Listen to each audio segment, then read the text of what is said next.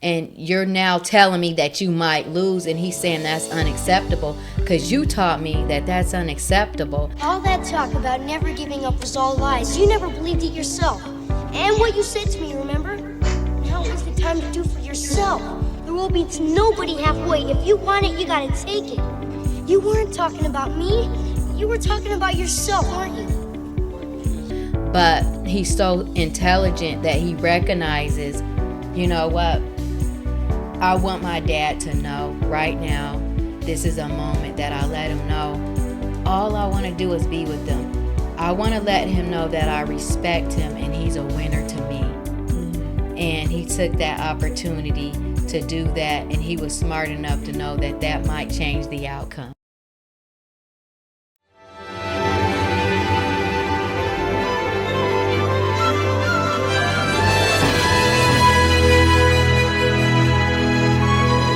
Hi everybody, welcome to Movie Scenes and Great Books. I'm your host, Joy Victoria.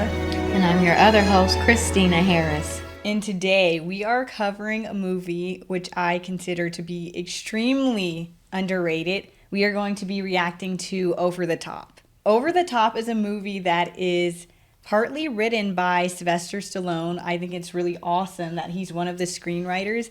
I'm a simple person. I see Sylvester Stallone, I click, I watch, I consume, because I love literally everything that Sylvester Stallone is in. Agreed. Yeah. Also, on the soundtrack of this movie, there's a Kenny Loggins song. Yes. And you know what? Kenny Loggins is also one of those people who, if he's on the soundtrack, I already know that the movie is fire. I don't make the rules. I love this soundtrack. Yeah, it's so good. It's so good. It's just so, I don't know who wouldn't love this soundtrack. Yeah, and I feel like it's so 80s. Like, this movie was released in 1987, and it's like the epitome of the 80s. I wasn't there during that time, but I know this is what it felt like, right? Me. Does this Yes. movie, capture that? Yeah, I love it. I feel like it's a hidden gem, and I don't think enough people have watched or talk about Over the Top. And I wonder, is the music really as unifying as I feel like it is? Me too. When I hear this soundtrack, I'm just like, this is a people soundtrack. When people are Exactly. just people. And the music is just good. You know what's weird is Stallone, if you look at the critical responses, Rotten Tomatoes, it was actually scored very low.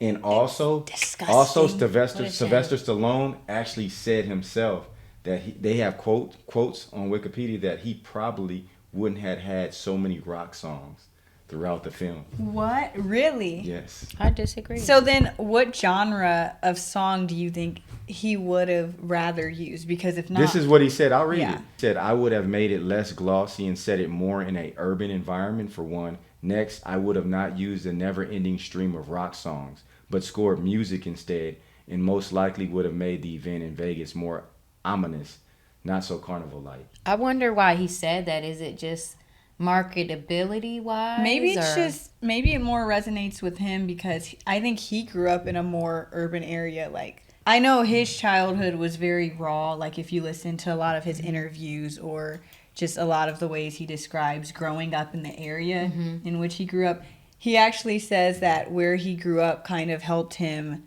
make up characters and kind of like harness his passion for storytelling. Wow. Because That's interesting. if you're even like when you're in the hood, he's saying you kind of meet interesting people who carry themselves in a way that it has a lot of personality, and I think that's true in a good way to develop characters even as screenwriters. Yeah, it worked really well because when I see Stallone in films, I'm very aware that he understands universal pop type of understanding. You know, like I can tell that he's not really boxed into one world. Yes, and everything feels so human, and like it just translates to all walks of life and all people. Yes. Yeah. And the director for this film, Menahem Golan, he is known for doing hard-hitting films, and he's able to just pull off something great, in my opinion, even on a low budget. Yeah. He worked with a lot of the more gritty Yeah. characters, the more what people would classify as manly men, like John Claude Van Damme and Chuck Norris. Yeah. So Sean Connery. exactly, Yeah. Sean Connery. Yeah. So he's really well in this element, and Yeah. artistically, Yeah. the way he directed the film, I enjoyed it. I thought he did a good job at contrasting the world, the different class levels of rich and then lower middle class. Yeah. I thought he did a good job. Yeah. All right. So within this film, there are a lot of themes. It's about kind of fatherhood and about Sylvester Stallone's character reuniting with his estranged son and rekindling that relationship. So you have a lot of themes of just forgiveness and fixing broken relationships and things like that. Social classes. Classism. Can you give them a quick synopsis of the movie for context? His name is Lincoln Hawk. He's a struggling truck driver, and he aims to rebuild his life and relationship with his estranged son, Michael. His wife's name is Christina. The grandfather actually kind of puts a wedge between Christina and Hawk's relationship. So Christina's dad. Yeah, Christina's dad. Yeah. They put a wedge in between them. Actually, at one point, Hawk leaves. Yeah, he leaves his family. And when he leaves, the grandpa just kind of takes over. Right. And he just wants him gone. Right. And so it's this struggle. He now. He wanted him to leave. And I think the whole premise was that Christina's father was kind of angry. This is what Sylvester Stallone says. Yeah. He was angry that Christina selected a blue-collar man to marry. And that's the reason why he did everything to remove Hawk from the life of his daughter and grandson. Yeah. Are you guys ready to get into it? Yes, let's do it. Sure. Okay, let's do it. Are we going in this? Why can't we fly? Well, your mother thought it'd be a good way for us to get to know each other. How long will it take? Well, I have one more pickup, and say 2-3 days to be in California, and your mother doesn't go into surgery, say, until Wednesday morning. Do you really think you can make up 10 years in 2 to 3 days? No.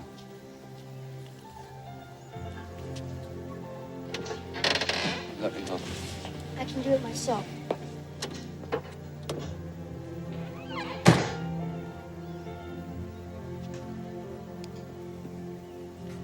Well, I think Menahem Golan here, he did a great job from the start. Yeah. When he's directing this, contrasting the different class levels here between the father and the son. It just shows clearly Stallone is this gritty dad who hasn't been there. And then you have the son being so indignantly disrespectful that it's hilarious. At the start of the film, you can really get a feel that type of issue is going on here.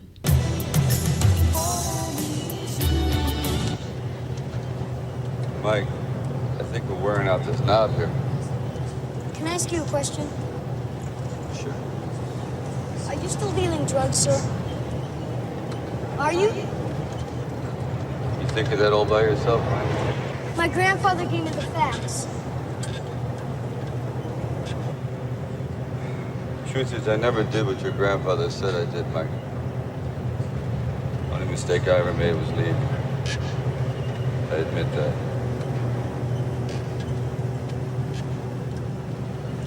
So how'd you like the arm wrestling match back there?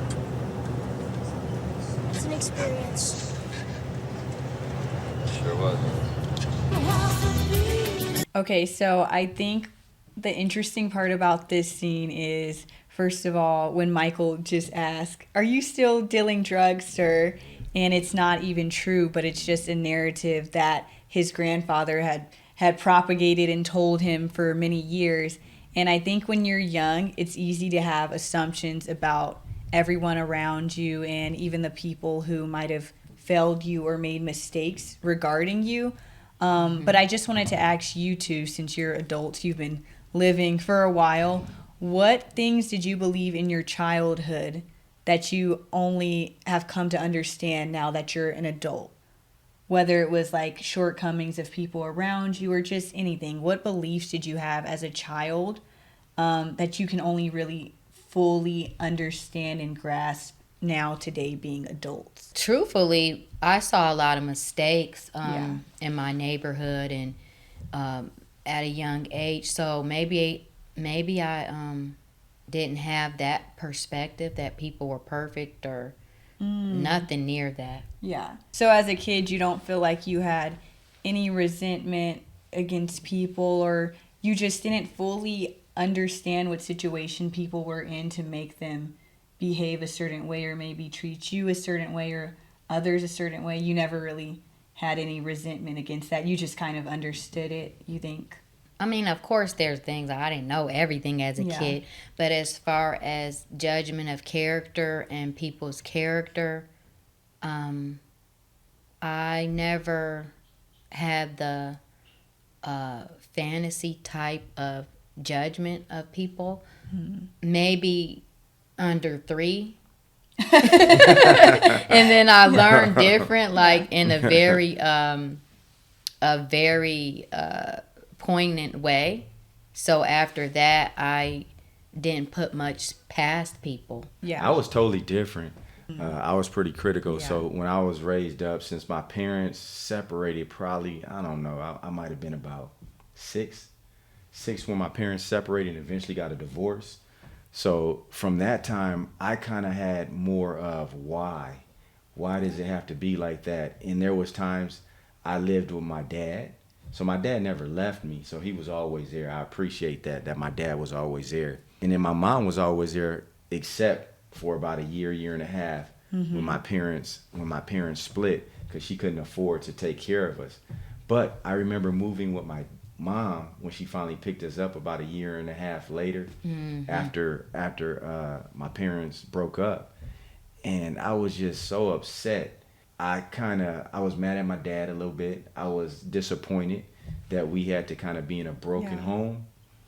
But what it did do for a brief moment is that I didn't want to be in that circumstance as far as being apart and kind of raising my kids outside of a home. So I can empathize. Yeah. So you wanted to be a present dad. You were very Yeah. aware that you didn't want to live outside of the home where your children live. Yeah, and I was about 7 or 8 years old at that time. But so I can empathize.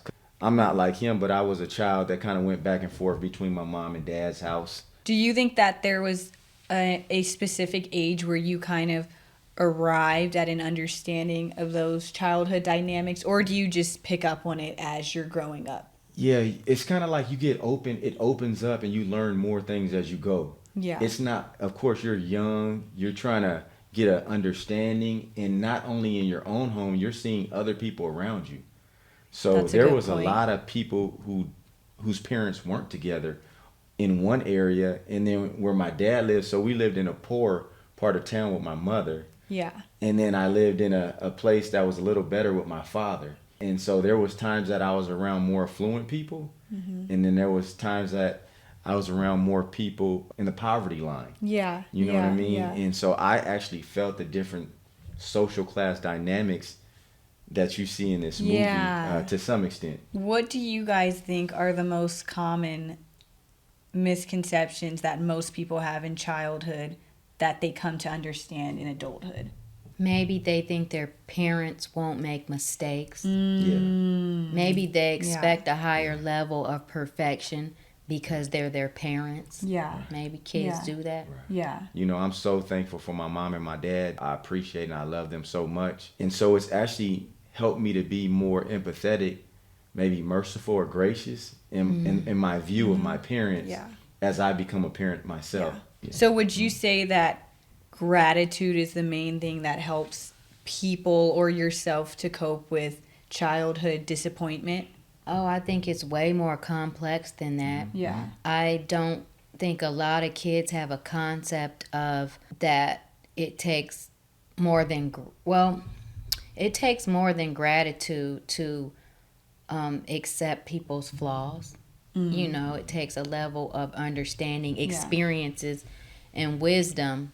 How did you feel about the relationship between Hawk and Michael? The way that I felt about the relationship between Hawk and Michael was kind of complex because you see that all Michael knows is that his dad abandoned him and that his dad was not there for the majority of his childhood. But from Hawk's perspective, Michael's grandfather was the wedge that got between his relationship with his family. I don't think that's a big enough reason to not be in your kid's life. There's no reason not to be in your kid's life. So I feel like Michael's kind of disrespectful attitude towards Hawk is completely understandable and justified. Right. And Hawk has to take it.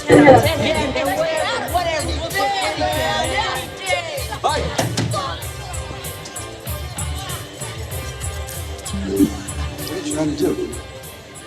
All you wanted to do was embarrass me. Well, you did it, okay? Grandfather always said you were a loser. Now you're trying to make me look like I hate you for it. Mike, Boy, get back in I there. don't care what your grandfather thinks about me, okay? All I care about is you. Now, you lost back there because you beat yourself. You let yourself get beat. I know you can do it. You're a special kid. You're my boy, do you understand? But you're also a spoiled, rich brat who's always had everything done for him. Now it's time to do for yourself, Mike, and you can do it. Because I'm telling you, the world meets nobody halfway. Do you understand what that means? If you want it, Mike, you gotta take it. Do you hear me? You gotta take it. Go in there and try. I know you can win. But even if you don't, so what? So you lose. As long as you lose like a winner, it doesn't matter. Because you did it with dignity. I'm telling you, if you don't go in there, you're gonna be sorry. You're gonna regret it your whole life. You know what I mean? Yeah, again, you see he had the opportunity to slam his grandfather. Yeah. Yeah, Oh, he yeah. had a chance to slam him right there. Yeah. And he just said, I don't care what your grandfather says. I'm worried about me and you right That's now. what's going on here. And instead of turning his attention to blaming somebody, he started right away being a dad. And he's like, I believe in you. I think you can do it. Come on. I know you can do it. You do it for me. Come on. Let's get it.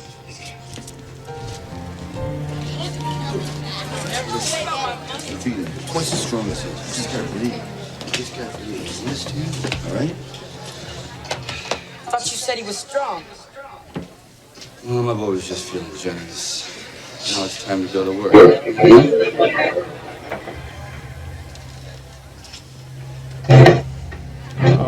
Uh-oh.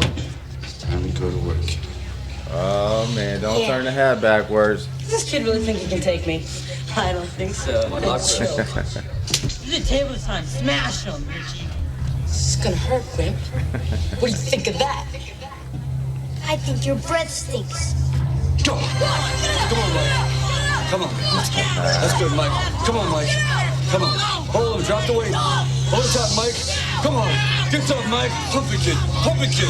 You got him, Mike. You got him. You got him. You got him. You got him. Come on, Mike. You got him. You got him. You got him. You got him. You got him. All right, way to go. Come on, one more time. Let's go, Mike. Right away. Break your arm. All right, get mad. Get mad. Ready? Go. Come on, Mike. Come on. Get me. Harder, Mike. Over the top. The power, Mike. The power, Mike. What do you guys think about competition and dads pressuring their child to compete? Because we've had that in our own home. Yeah. Well, because the boys did MMA. So it was a lot. The boys being your sons. Yeah, my two sons. Your two Yeah. sons. Our two sons, me and the DJ over there. MMA is like that when you're training kids and they're Well, first it started scared. before that, like jiu-jitsu. Jiu-jitsu, yeah. So they're scared sometimes when they're new and they're beginners, and it's just a competition where it's one-on-one. It's not a team sport. Yeah, it's not like if you lose a football game, you can blame it on the team. You have to go in there and you have to beat your opponent. Everybody's watching, and it's just you and them. So a lot of times we had to give our sons a pep talk. Yeah. Dad, Yes. so since your sons were in a lot of competition sports where it was like this one-on-one competition in combat, give us a good pep talk that you have given or would give to your sons after they're kind of in a loser mode. Okay. or like loser behavior. When I was talking to my boys a lot of times, I would always just want to make sure to encourage them. They say the 3 words that you can tell anybody that'll help them do well. I don't know where I got this from or who said it. Cite your sources. I'm just kidding. But it says, I believe in you. Letting your kids know that you believe in them is an encouragement. Come in, Hawk. You want a drink? You don't have to stay sharp. I understand you already lost your first match. What do you want, Cutler? We don't have to be enemies. I never wanted to be your enemy. All right, then. Let's get right to it. With Christina gone, I have no family left in my life, except for Michael. You never had anything, so you have nothing to lose. Ugh, you can believe what you want to. But you're a deserter, plain and simple. You deserted your wife and your son. You were tearing us apart. Don't try to clear your conscience at my expense. You're a liar. You deserted them. I finished. I'm not through with you yet. Come on outside, I want to show you something. Come on!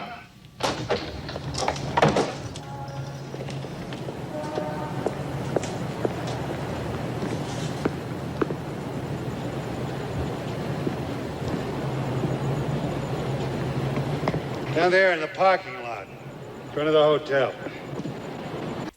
So what do you guys think about when parents have just prejudices that have nothing to do with their child being abused or anything like that, but they just sharply disapprove of a relationship because of things like social status, race, and just different factors like that? Have you ever seen it? Have you ever seen that happen? Have I ever seen what happen? Somebody sharply disapprove of their kid's date or boyfriend or girlfriend?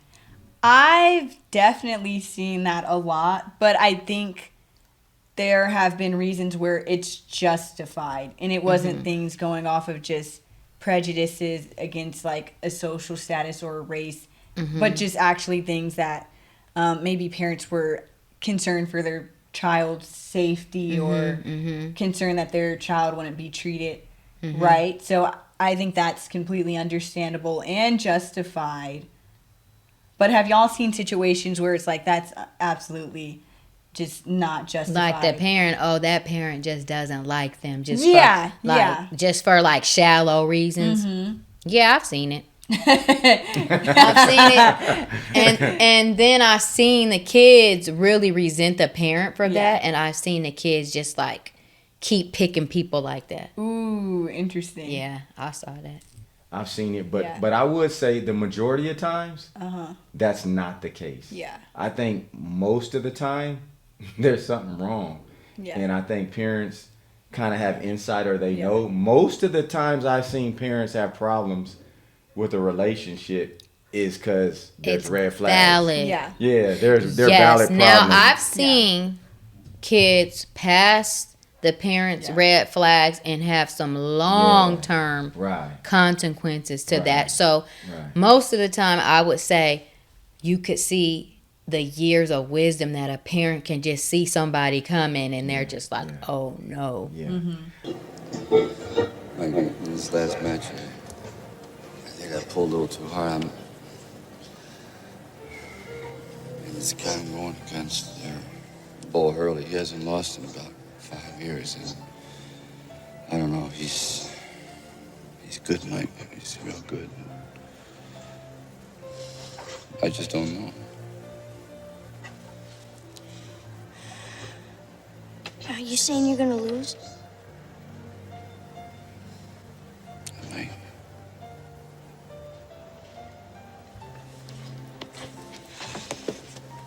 I don't believe this. All that talk about never giving up was all lies. You never believed it yourself. And what you said to me, remember? Now is the time to do for yourself. There will be nobody halfway. If you want it, you gotta take it. Mike, You weren't talking about me. You were talking about yourself, weren't you? Mike, please. Now is your chance, Dad. Don't you see? I don't care about what happened before, so you can stop trying to prove yourself to me. It doesn't matter if you win or lose, Dad. I don't care about that. All I care about is being with you, Dad. I love you.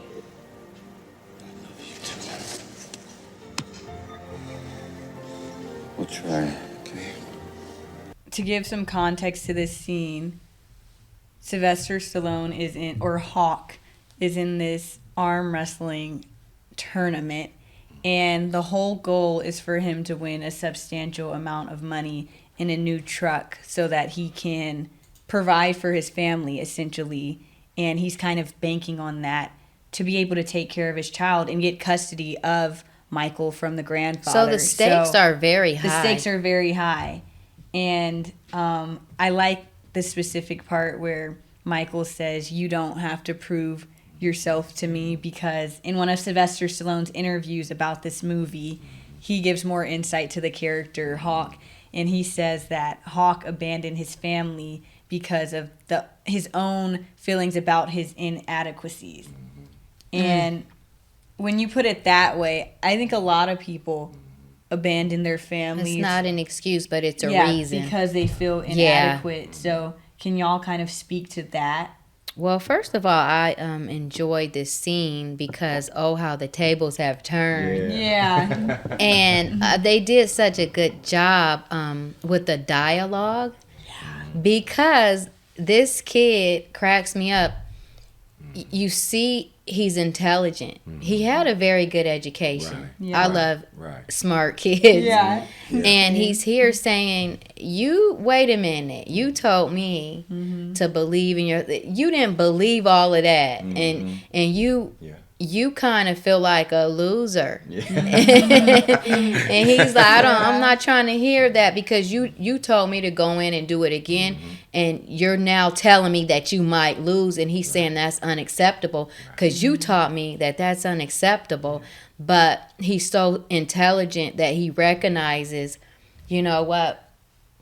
I want my dad to know right now, this is a moment that I let him know. All I want to do is be with them. I want to let him know that I respect him and he's a winner to me. And he took that opportunity to do that, and he was smart enough to know that that might change the outcome. I felt inadequate as a dad and taking care of my family. There's definitely times where I felt inadequate. That's why for me, my faith is so important, because I go to the Lord. I go to God in God's word, or I go to other people to kind of get the esteem, and the confidence. And that's why I like reading God's promises. God has promises for all of us. You know what I mean? And it's good to know God's promises and what he expects, so I can get in line with God. Yeah. And I believe if I get in line with God, God gives me the strength to fulfill my responsibilities that I have. And when you bring children into this world, my mom used to always say, when you bring children into this world, they didn't ask to be here. Don't make them fend for themselves. So I think it's important when you have children, it's important for you to be responsible for the kids that you've had in this life, whether you're with a mom or not. You know what I mean? You have an obligation to try and do your part in raising that child financially, emotionally. And so a lot of times if you've fallen short, you got to go to God to get the help that you need to get the adequacy. And God to give you what you need as you humble yourself, like Hawk. Yeah. Thank you guys so much for watching this episode of Movie Scenes in Great Books. If you have any ideas of a movie that you guys want us to cover, make sure that you comment that down below. And don't forget to like, comment, and mostly subscribe. Yeah. Thank you guys so much for joining us. We'll see you next time. Have a good one. Bye.